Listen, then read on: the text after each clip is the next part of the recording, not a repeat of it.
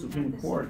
The Supreme Court of Israel, like the Supreme Court of America that has jurisdiction over the Prime Minister and the President and everything, that Congress, right? There's a Supreme Court of Israel that has power and authority that extends beyond the politicians. And that court is a secular court. And it's not 71, it's not 71, and they're not sages, they're not rabbis.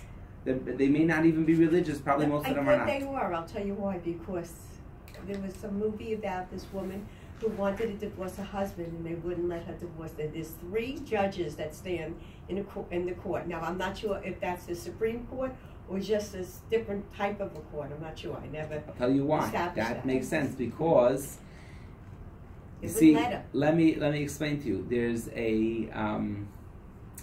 a little bit of a diversion, but I'll just explain it so that we understand.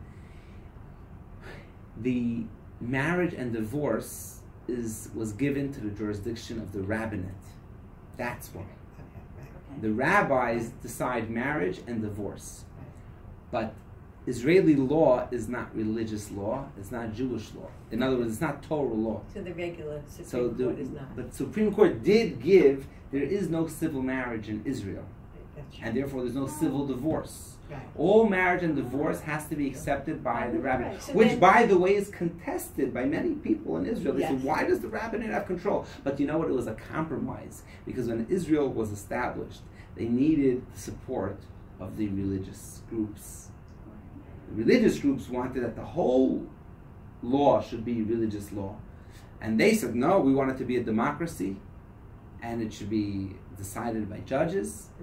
But part of the compromise was that marriage and divorce will be decided by the rabbis. So the 3 judges are rabbis. Right, they are rabbis.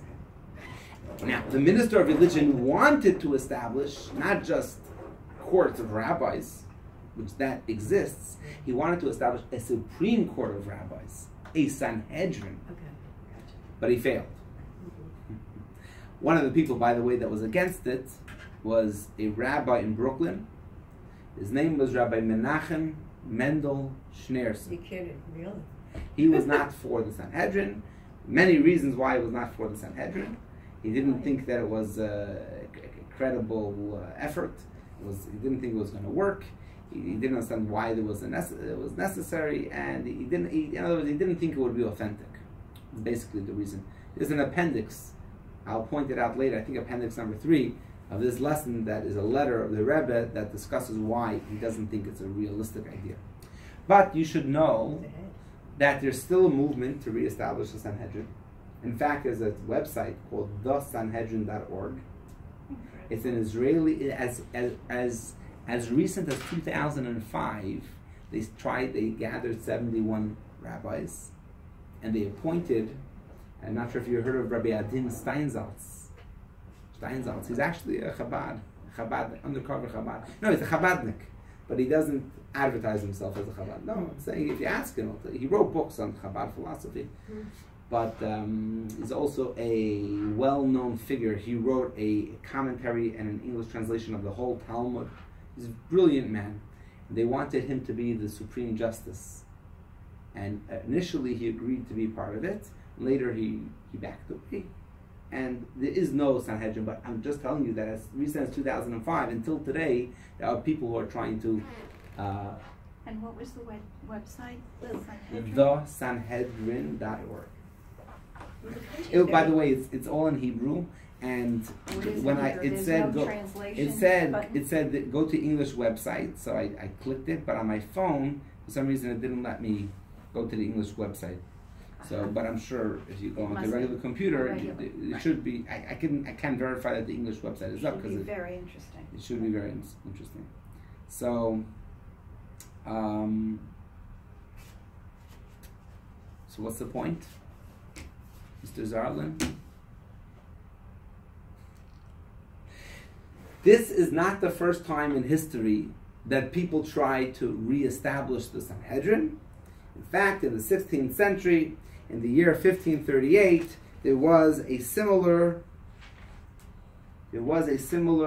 movement. And let me just give you the historical background why people wanted to establish a Sanhedrin in 1538. So, as many of us know, in 1492 there was the Spanish expulsion, right? The expulsion of Jews from Spain. But really it started 100 years earlier. In 1391, anti-Jewish rioting broke out in Spain. Many thousands of Jews were killed. And many converted to save their lives. These people were called conversos, or Marranos, as we all know, right? In 1474, I think it was, or 1478, whatever it was, meaning 80 years later, they created an Inquisition, Spanish Inquisition, to find those conversos, those converted Jews, converted to Christianity, who are secretly practicing Judaism. So at that time, it was not forbidden to be a Jew. It was not outlawed to be a Jew.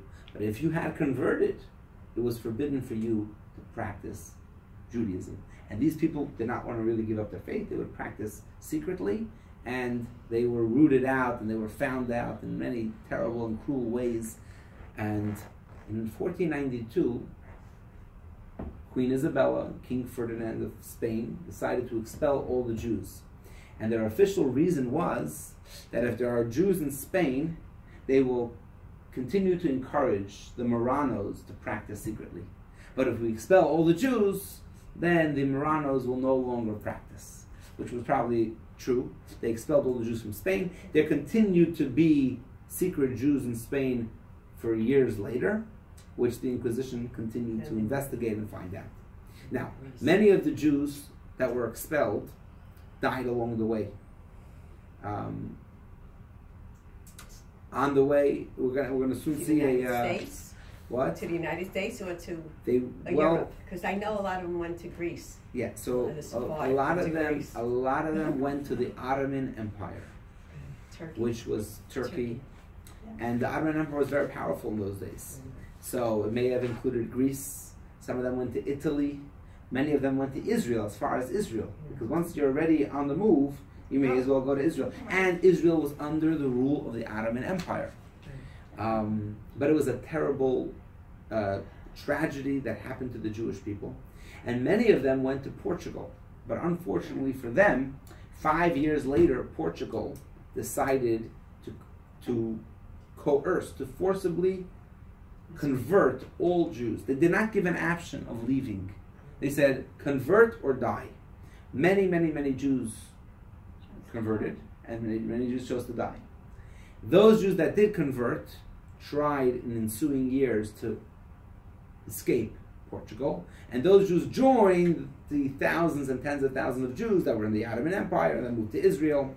There was a great awakening amongst the Jewish people. I want to read text 11a, so we're going to turn to page 168. 151? Page 168. We're going to go all the way to the back.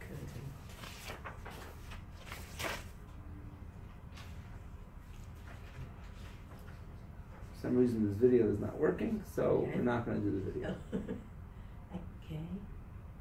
No, it's something on the video. I don't know what it is. Whatever. Anyways, it's not so important to the lesson.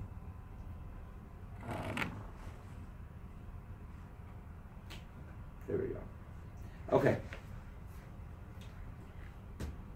What does it say in text 11a? This is an account by Rabbi Elio Kapsali, who lived in that time. He was born in 1483, so he lived as a young child through the Spanish expulsion and through everything that was going on in those days.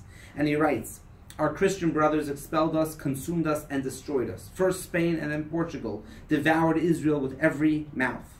And yet their antagonism has not subsided, and their persecuting arm is still operative. They have suppressed any sense of pity and have kept their fury unchecked. They stood by the crossroads in order to plunder the Jews who had been expelled and were making their way out of the country.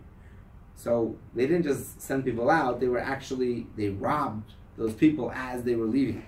Our people spent the nights naked with no clothes, and they had no cover against the cold and the very frosty days. Had we merely been sold as slaves, I would have remained silent. That's a verse from Esther, from the Purim story. Yes. Esther said, had we merely been sold as slaves, I would have remained silent, she tells the king. But since we're going to, right? So he says that the same thing. However, I must intervene on behalf of my people because they have caused them continuous suffering and pain. Some have been killed by sword, some by fire, some by water, some by hunger, and some by the plague. But the most grievous is what I now mentioned last. They grabbed infants from their mothers, telling the parents, why are these children yours? These are our children. In fact, they forcibly converted tens of thousands of Jews. So you know what he calls the worst of everything? Not the physical oppression, but the spiritual oppression. They grabbed the babies, so they would not know their parents, and that they would be able to raise them as Christians. We were like someone who runs from a lion and is attacked by a bear. So he runs indoors looking for a place to hide, only to be bitten by a snake. This is what happened to us. But God ensured that we were left with some survivors, and granted us favor in the eyes of the Ottoman Emperor Bayezid II, who accepted the Jews with open arms. So you see, the Ottoman Emperor accepted the Jews. He sent messengers throughout his kingdom to let it be known, and he issued a written declaration saying, whoever wishes to live in my country and my cities can happily come without delay. So we see there was tremendous trauma and tragedy. However, how did the Jews of that time look at this tragedy? I'm sure they were broken. I'm sure they were very discouraged, right? What do you think? How would you take such tremendous... What would you think? Would you say, God has forsaken us? Well, what would you think? They actually had the opposite view. Many of the people felt, and many of the sages preached to the common people, that this was a sign that Mashiach is coming very soon. So this is the end of the 15th century, the beginning of the 16th century. They said this is a sign that Mashiach is coming, and there's something called the birth pangs of Mashiach. Just like before a baby is born, the mother has terrible pain in order to get the child. But once the baby is born, you say, now all that pain was in order to push the baby out. So the same thing we have in our prophets, the idea that Mashiach's coming will be like the birth of a child. And before his coming, there will be terrible trauma and tragedy in the world. So let's just go to page number 170 and read another 2 chapters from the same Rabbi Leo Kapsali and how he defines and understands what's going on. He says, perhaps this whole affair occurred at the time for another aim, for our salvation to begin in 1492. For the gatherer of the Jewish exiles has assembled us to be prepared for the ingathering of the exiles. The expulsion that we all witness as a grievous evil, fearful gloom and utter darkness, from it will sprout salvation. Indeed, since that day, God has started to gather the exiles of his people, that they should all be prepared in one place for the coming of the Redeemer. By the way, this was written, we're talking about 45 years after the expulsion. So this is not maybe what people felt at the time, but we're talking about the next generation, 45 years later. This rabbi who wrote it experienced the expulsion as a child. Okay, and some of the other rabbis we're going to be talking about at that time, in 1538, were children or young adults at the time. And this is 45 years later, how they perceived, when they started to look at it, they said, hey, you know what happened? We were dispersed all over the world. We were in Spain, we were in France, we were in England. First the English expelled the Jews, then the French, now the Spanish. So where did all those Jews come? Where did they go to? From England, from France, from Spain? They all went to the Ottoman Empire. So whether it was Turkey or Greece or Italy or Israel or Egypt, North Africa, the Ottoman Empire became the greatest power at that time. He said, if we're all under the same rule, maybe there's a reason for it. Maybe it's the gathering of the exiles into one empire, and this will be the beginning of Mashiach. Let's read the second paragraph. These persecutions that the Jews have suffered are to be understood per the words of the prophet. There will be a time of distress, such as has not happened from the beginning of nations until then. And at that time your people will be delivered. Blessed is the one who waits for and reaches the time of the end. The end has come, the end has come. The Redeemer is at hand, and his days will not be prolonged. These are all quotations from verses in the prophets. And he says all these prophecies are referring to our time.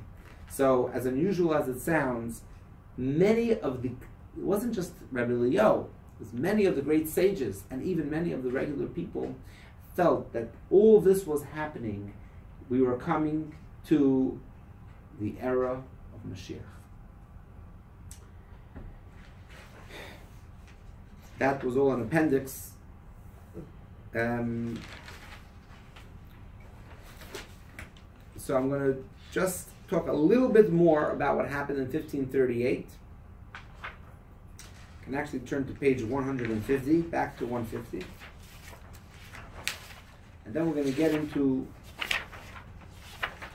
well, we're not ready for 150 yet, but the next text will be on 150. But before we get to there was who was this? This was Rabbi Leo Kapsali. There's another rabbi, his name was Yitzchak Beirav. Yitzchak Beirav was 18 years old at the time of the expulsion. He was 65 years old in 1538. And in 1538, he was the chief rabbi of a famous Kabbalistic city called Tzfas, Sefer, right, in the north of Israel. Tzfat.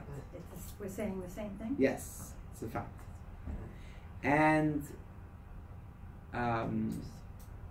he gathered 25 rabbis, and they all appointed him, they all conferred something called smicha. Smicha means rabbinic ordination. We're going to soon see, I was ordained as a rabbi, but as you'll soon see, it's a good thing this class is not being recorded, and it's a good thing there's only 3 people here. Please don't tell anybody my secret. I'm not really ordained as a rabbi. I'm ordained as a rabbi, but it's not a real ordination. In fact, there's no rabbi today that has real rabbinic ordination. Yeah. We're going to soon learn what true smicha is.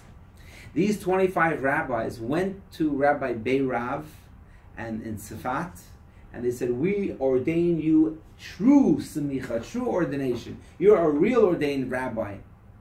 And then they sent a letter to the chief rabbi of Jerusalem, whose name was Rabbi Levi ben Chabiv.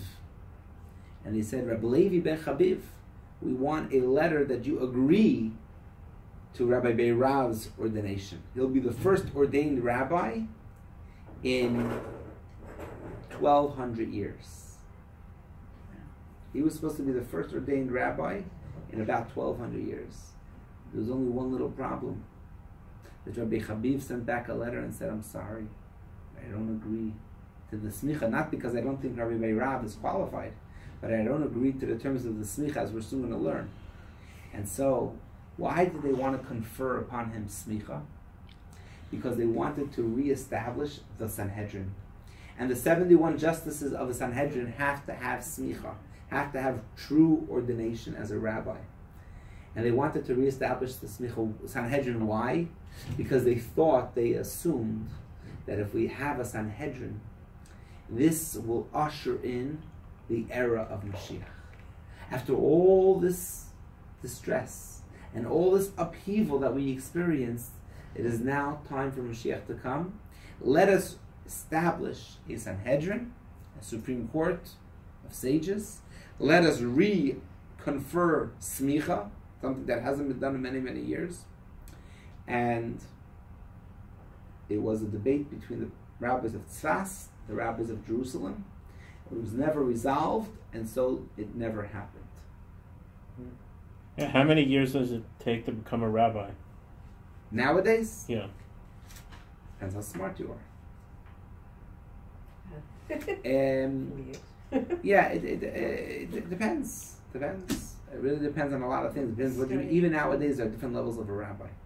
Me personally, I studied in yeshiva from, let's say when I was 13 years old. Even though all through elementary school I went to yeshiva. But I studied in yeshiva until the age of 26. So after I was married already a couple of years. Okay?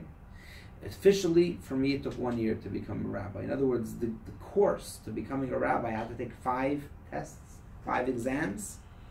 And it took me a little bit longer than a year because I got married in the middle. So after 4 tests, I got married. And I still had 1 more test to do, and then it took me like 1.5 years to finish it because I was doing other things. I was studying other subjects. But the point is, it takes a year. But that's because I had already a background. Somebody who has no yeshiva, And anyways, I only received the basic level of ordination. There's other levels, there's other specialties that you can go into, and higher. In other words, there's different areas of specialties that you can learn. And for example, if I wanted to take one of those specialties, it will take me a month or two to do this, or 6 months to do that. It doesn't necessarily take a long time to study those areas. You understand? So that's the answer. Are those tests that 80% of the people pass, or half the people, or? Those tests, I would say 90% of the people pass. Right. There's different rabbis who you get smicha from also. Some rabbis are known to pass, 95% of the people, and some are known to pass 70%. Right. I went to a rabbi who was a little bit stricter because it was more convenient. That's why. Right. But most people pass. I mean, most people taking the test are anyways yeshiva students who go to a program for a year. Are those written tests, or they're not? Some people are. If you really want a rigorous test, then you apply to get smicha from the rabbinate of Israel, because they give a much more rigorous test. My test was an oral test. So I would study for 2 months a certain amount of material. The rabbi called 5 of us into the room, whoever was ready to get tested at a time, about 5 people. He would go around, he would ask questions. If he didn't know, he went to the other person. If he didn't know enough questions, he failed you. And that was one test. That was one test. And then study for another 2 months. For the next test, when I was ready, we'd get a group, go into the room, and do the same thing. How do you become a head rabbi? Is there a head rabbi? That's years and years and years and years and You years. just have to wait till your beard grows a little white. When you look white enough, they appoint you. Rabbi Schneerson? Rabbi Schneerson was different. Rabbi Schneerson, you see, that's why it depends who you're getting smicha from. Rabbi Schneerson got smicha from some of the greatest rabbis of his generation. His father-in-law told him. He didn't care. He's like, who do I care? I care to be known as a rabbi. He was very, very humble and modest. He didn't want anybody to look at him. But his father-in-law told him, who was the previous rabbi, he said, I want you to go to all these great, we're Hasidic. Right. He said, I want you to go to the Litvaks. In other words, there's 2 camps we're actually going to talk about it next week. There's Hasidim and there's Misnagdim or Litvaks. I always thought it was the same. There's 2 camps, and sometimes the Litvaks think that they're superior in their Torah scholarship. Right. So the Rebbe said, the father-in-law said, I want you to go to the Litvaks. Go to them. No, Lubavitch are Hasidim. Lubavitch are Hasidim. Okay. The Rebbe was Lubavitch. The Okay. Schneerson was Lubavitch. Right. Okay. But he's part of that's Hasidic. I want you to go to the other side. Obviously, we all accept each other, but still there's opposition. So he said, I want you to go to them, and they should, by the way, the Rebbe's father also went to a Litvak to get smicha, and the guy drilled him, and he made it, he didn't want to give him. But at the end of, it was weeks, the examination took weeks. He had to live in his house. And as people would come in with questions, he would turn to the Rabbi's father, Rabbi Schneerson, and he would say, what would you say? Here's the question, what would you say? You would have to answer. So it wasn't just knowing the books, it was knowing the thing. And after a few weeks, he said, I have no choice but to give you smicha because you know your stuff. Okay, so that you're talking about people who went to great rabbis. Nowadays, it's not really so common. It's not so common. Is there a change in the treatment of women?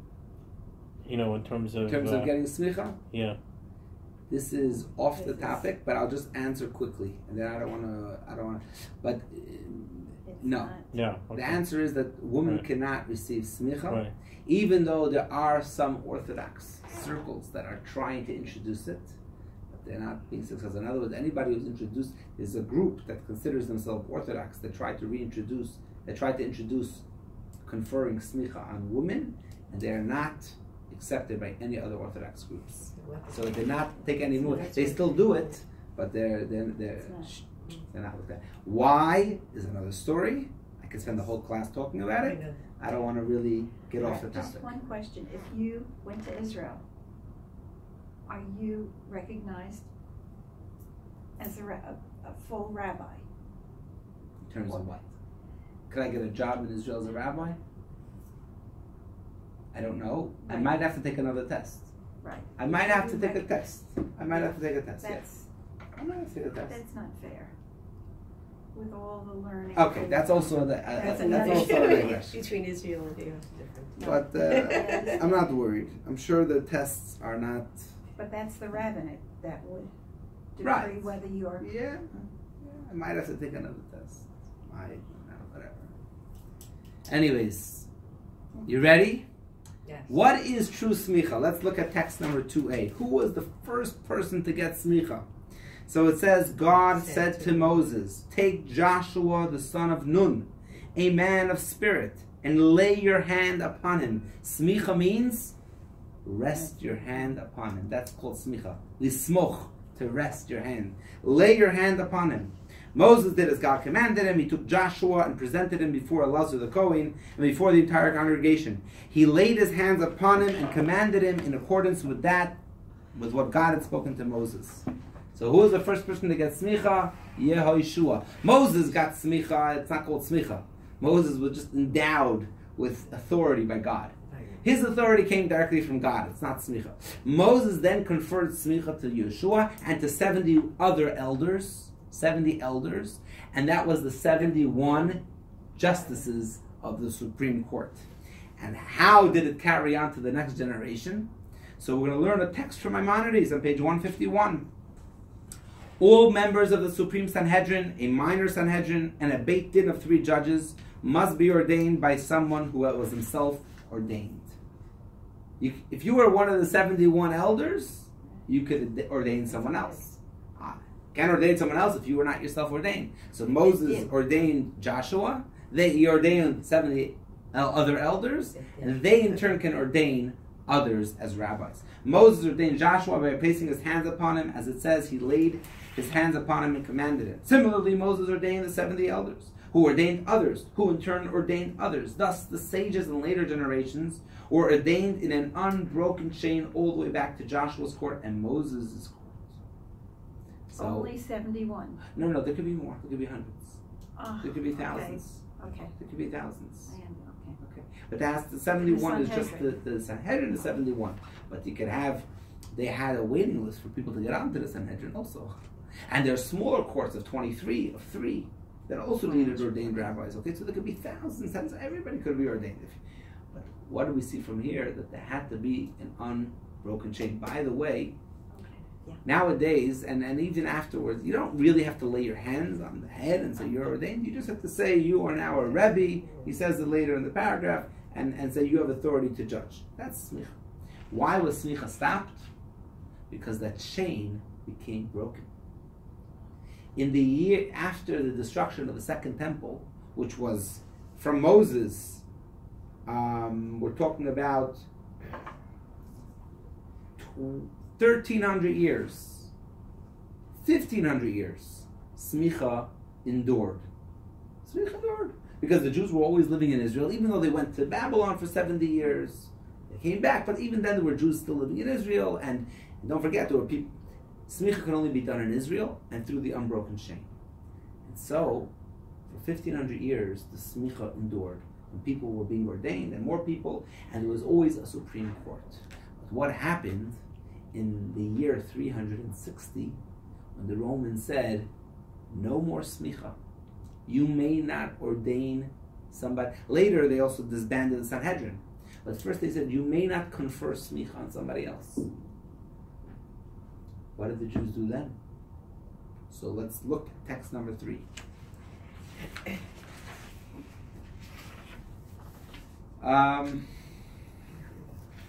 There was a great sage by the name of Rabbi Yehuda ben Bava.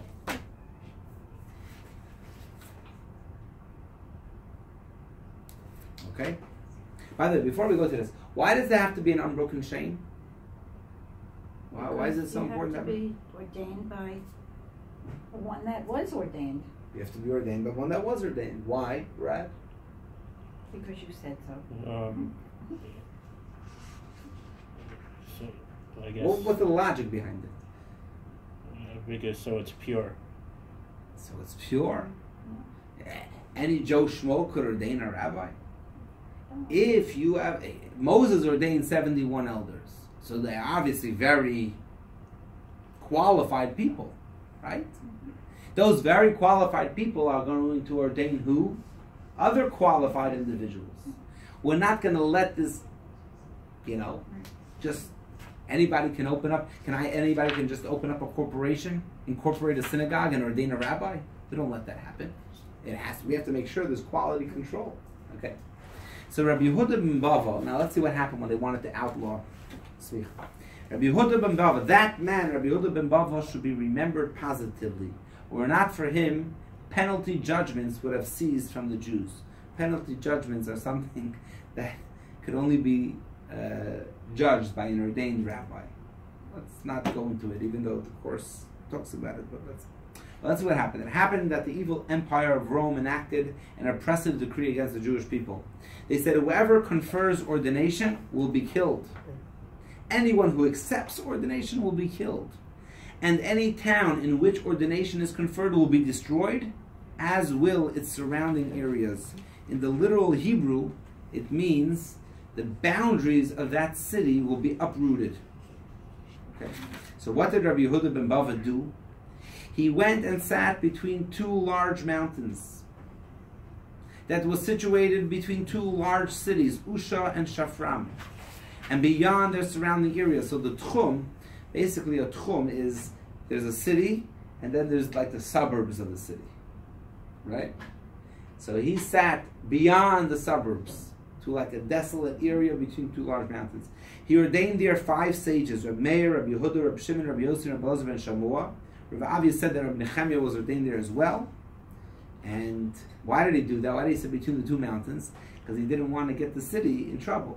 Any city that he would ordain somebody, they would get in trouble. So now who's in trouble? Just him and just the 5 or 6 students that he had. Right. So what did he say? When the Romans discovered them, Rabbi Yehuda ben Bava said to them, "My children, flee." They said to him, "Our teacher, what will be with you?" He said, "I am before them like a rock that no one will overturn." It was reported that the Roman soldiers did not leave the spot where they found Rabbi Yehuda ben Bava until they pierced him with 300 spears, rendering his body like a sieve. So he was killed. Why? They couldn't destroy the mountains. They couldn't destroy the mountains, So and he the couldn't get other to the other students town. ran away.